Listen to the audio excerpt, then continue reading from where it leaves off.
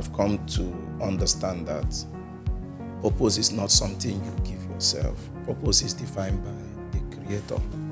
Whoever that makes a thing is the one that sets agenda for that particular individual or for that particular material or machine. It implies that purpose was created before we were formed. Every individual that is born on this earth, everything that is existing in life is existing because of purpose. Ecclesiastes chapter 2 told us that there is time for everything. That everything in life has season, and then there is time for every purpose. Everything that is existing under the surface of the earth is existing for a reason. Like the stars of the earth, the moon, the sun, all of these things are existing for a purpose. In fact, God said, let them be for seasons, that the greater light will rule by the day and the lesser light will rule by the night. He didn't just create anything without purpose. So everything has purpose that they have come to fulfill. And when you come to the creation of man, it was rightly spelled out. Man was created for a purpose. If you go to Message translation of Genesis chapter number 1 verse 26, he said, and God spoke, let us make man in our image. Let's make human beings in our image. Make them reflecting our nature, so they can be responsible for the fish in the sea, for the birds in the air, the cattle, and yes, the earth itself, and every animal that moves upon the face of the earth. God created human being for this purpose.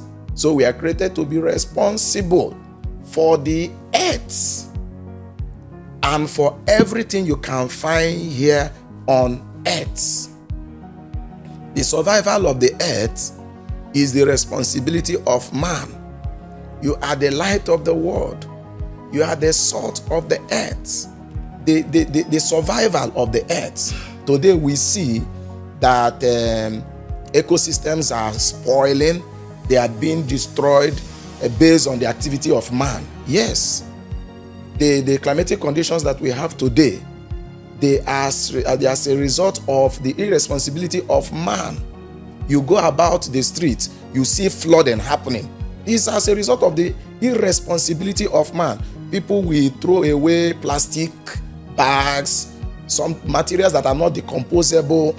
They block the drainages. These things are the cause of flood that we have in most of the places. Blocking drainages as a result of the irresponsibility of a man. The troubles, the traumas that people are facing today, is it in the economic system? They are as a result of the irresponsibility of man. Education system that is failing is as a result of the irresponsibility of man, not angels. People, many a times in our own clan, all we do is we stay indoors and we pray and we pray and we pray. I'm not saying praying is not good. Praying is not all there is to do. Praying is not all there is to do.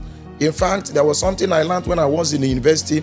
One of the professors there, he said, when you want to pray, you pray as though all you need to do, or all of your life depends on praying. But when it comes to reading, you read as though all of your life depends on reading, implying that it is not all about praying, neither is it all about reading.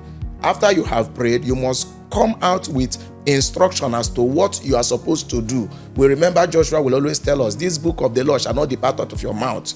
You should meditate upon it day and night. The essence you go into the book of the law is to find out what to do. So you go to read the Bible, you go to read any material, you go to do whatever you want to do. What is the reason behind it? This book of the law shall not depart out of your mouth. You should meditate upon it day and night, so you can be able to observe and discover what you are expected to do. If we listen and do nothing, if we pray and do nothing, if we complain and do nothing, the world will continue to spoil. What are you responsible for? as an individual. We should begin to ask ourselves this question: what are you responsible for?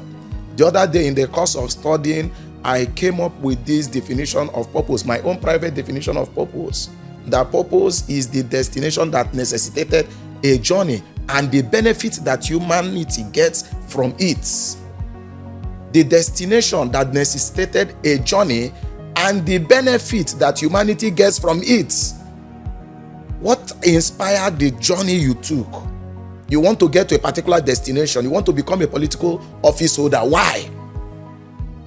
That is my definition. Why?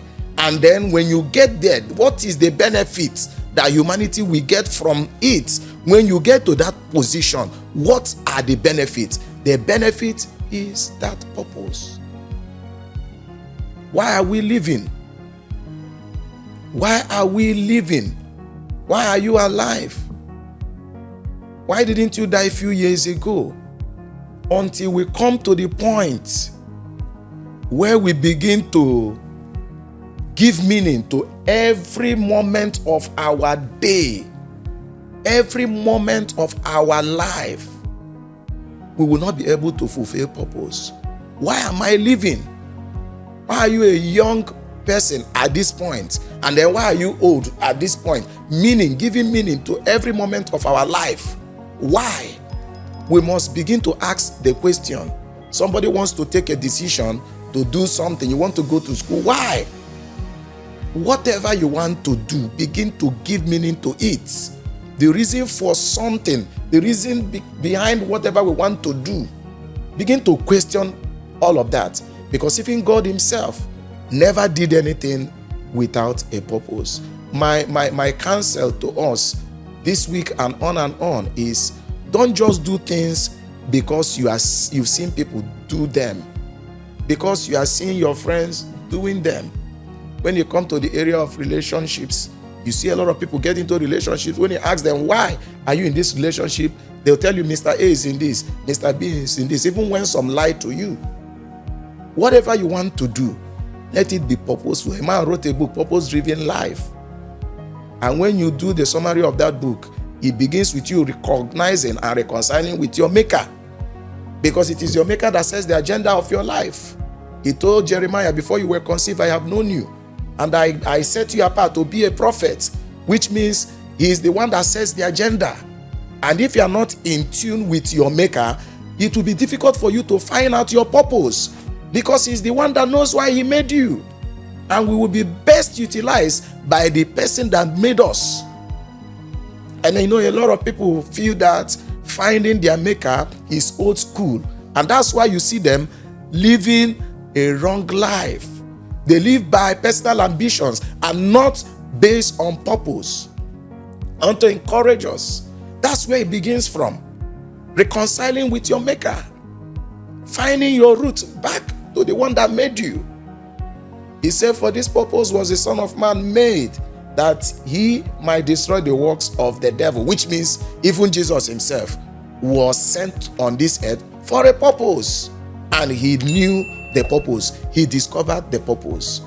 I want to challenge us. Let's get on this adventure of seeking to find purpose. In one of the videos that I made, I said that you don't find purpose from your comfort zone. You must step out of your comfort zone.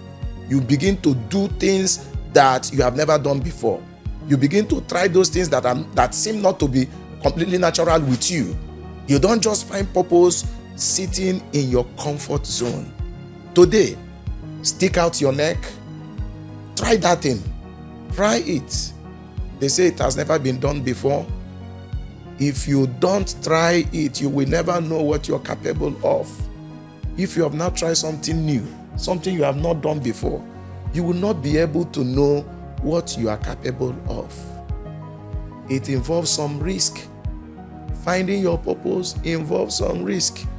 I remember when we were having a chat, the man that was used to deliver the children of Israel out of the land of bondage, even when his assignment was presented to him, he didn't find himself qualified as a man for the job. He began to look at his inabilities, his frailties. He said, I don't speak well. I'm a stammerer. I can't do this. If you keep looking at your own inefficiencies, you will not get into your purpose. Look away from your inefficiencies. Look deep down inside of you. See the things that flows natural with you. See other things that flows natural with you. Look away from your inefficiencies. The person that has assigned you for a job has confidence in you that you can achieve it. And I can tell you for free, the moment we begin to trust God, do those things He's leading us to do, definitely we find purpose. Don't forget, it is the destination that necessitated a journey and the benefits that people get from it. You must always cross-check, rethink, reevaluate what we are doing, how it's impacting the lives of people. Purpose is not about me. It's not about you. It's not about what we gain. It's not about what you gain. It's about what humanity gets from our stewardship. Remember, let us make man in our own image, reflecting our likeness, and let them be responsible for the earth. Let them be responsible for the fishes. Let them be responsible for the birds of the air. You are created to be responsible. Take responsibility of the world. If we are seeking a better world, a better environment, a better country, it is my responsibility and it is your responsibility. Don't leave it to the other man. Don't leave it to the politicians. Don't leave it to the educationalists. Don't leave it to the journalists. Don't leave it to the medical practitioner. It is your responsibility. If every man take responsibility for his own corner, this world will become a better place. You do your bit, I do my bit. Together, we make this world a better place. Thank you, and God bless you.